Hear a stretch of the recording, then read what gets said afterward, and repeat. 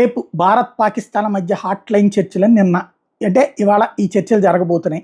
రెండు దేశాల military operations అధికారులు కాల్పుల విరమణ కొనసాగింపు, ఉద్రిక్తలు తగ్గించడం సహా పలు కీలక అంశాల మీద చర్చిస్తారు.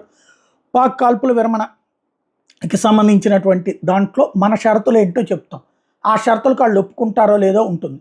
వాళ్ళు మళ్ళీ లేదు లేదని చెప్పి ఏదో అబ్జెక్షన్స్ రైట్ చేస్తారు. అట్లయితే మనం ఊరుకోమంటాం. ఇది ఒక కథ నడుస్తూ ఉంటుంది.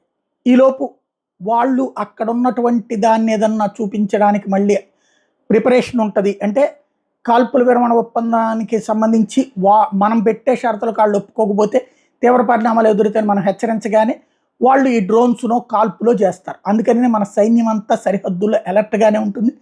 ఇవాళ రేపు కూడా యుద్ధం ఆగిపోయినట్టు కాదు, తాత్కాలికమైనటువంటి స్టే ఇచ్చిందనమాట. కాబట్టి ఇంకా ఏ క్షణంలో ఏం జరిగినా ఆశ్చర్యపోనక్కర్లేదు. Let us wait and see.